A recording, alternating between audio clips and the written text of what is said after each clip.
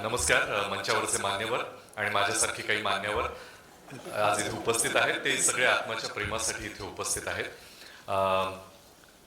मला माफ करा, आनंदाचा सोहळा आहे, पण एका व्यक्तीचं नाव आज मला इथे आवर्जून घ्यावं असं वाटतंय, ज्यांच्यामुळे पर्यटन करावं, वेगवेगळ्या ठिकाणी फिरावं असं मला मनापासून वाटायला सुरुवात झाली. त्या म्हणजे ज्येष्ठ लेखिका, आता त्या आपल्यामध्ये नाही आहेत, मीना प्रभू यांचं नुकतंच निधन झालं. आणि त्यांची प्रवास वर्णनं वाचून मी शाळेमध्ये असताना असेही काही देश असतात किंवा त्यांची प्रवास वर्णनं वाचून जणू काही आपणच तिथे फिरतोय की काय असा अनुभव आपल्याला यायला सुरुवात होते. मला खात्री आहे आपण सगळेच भटके आहात. प्रवास करणं फिरणं आपल्या सगळ्यांनाच आवडतं. त्यामुळे प्रवास वर्णनं सुद्धा आपल्यापैकी बऱ्याच जणांनी वाचली असतील. मीना प्रभूंची तर निश्चित वाचली असतील. त्यामुळे ज्या देशांमध्ये मला माहिती नाही आपल्याला कधी जायची संधी मिळेल न मिळेल, त्यामुळे ही प्रवास वर्णनं वाचण्यापासून जी सुरुवात झाली ते मी कॉलेजमध्ये असताना माझ्या न्यूज चॅनलमध्ये मी एका काम करायचो पार्ट टाइम म्हणून. तिथले माझे सर होते, ते आता मोठे पत्रकार आहेत. त्यांनी माझा हात पाहिला आणि मला म्हणाले, बराच फिरणार आहेस तू देशात परदेशात कामाच्या निमित्तानं. माझं वय होतं 16. मी हसलो पहिल्यांदा, म्हणलं सर माझा पासपोर्ट पण नाही अजून. ते म्हणे नाही, मला जे दिसतंय ते मी बोलतोय. तर मी आपलं हसण्यावरही नेलं आणि मला कधी मनातही नव्हतं की कधीतरी कामाच्या निमित्तानं का होईना मला एवढा प्रवास करायची संधी मिळेल.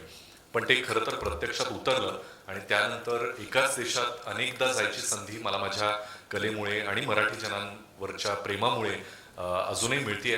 आणि त्यातच एक भटका आत्मा मित्र म्हणून मिळाल्यानंतर पर्यटन कसं अनुभवावं किंवा फिरणं कसं अनुभवावं हे मी नव्यानं शिकलो. ज्याला फिल्म बघणं आणि फिल्म अप्रिशिएट करणं या दोन वेगळ्या गोष्टी आपण मानतो. त्यामुळे फिल्म अप्रिसिएशन कोर्सेस असतात. चित्रपट पाहिल्यानंतर चित्रपट जरा स्लो होता, चित्रपट जरा फास्ट होता असं आपण सहज म्हणून जातो.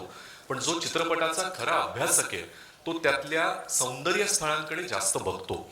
तसंच काहीसं आत्माबरोबर जेव्हा माझी पहिली ट्रिप झाली झंस्कर व्हॅलीला, त्यावेळेला मला काहीसं वाटलं. माझी मालिका नुकतीच संपली होती, माझ्या नवऱ्याची बायको.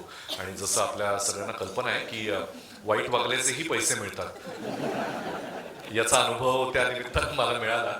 मी माझं काम करायचो, पण लोकांना तुमची काय बाबा मजा आहे. तर ही मजा 4.5 पावणे 5 वर्ष केल्यानंतर मला कुठेतरी फिरायला जायची इच्छा होती. त्या निमित्तानं आत्माची आणि माझी ओळख झालेलीच होती. आणि त्याच्याबरोबर पहिल्यांदा गेल्यानंतर आमची मैत्री जी घट्ट झाली ती आज तागळ्यात आहे आणि यापुढेही राहील. बाकी सगळेजण मान्यवर खूप बोलतायत भरभरून. मी त्यांना मम म्हणून फक्त एवढंच म्हणेन की आतापर्यंत इतकी माणसं, इतके भटके, इतके समविचारी मित्र जमवल्यानंतर आत्माला अजून वेगळ्या शुभेच्छा त्या काय द्यायच्या. हा जो आकडा आपल्याला दिसतोय 22, त्याचा लवकरच 25 होईल, 50 होईल, 100 होईल. आणि आता तर समर्थपणे ईशा त्याची सगळी धुरा आपल्या हातामध्ये तिने ऑलरेडी घ्यायला सुरुवात केलेली आहे.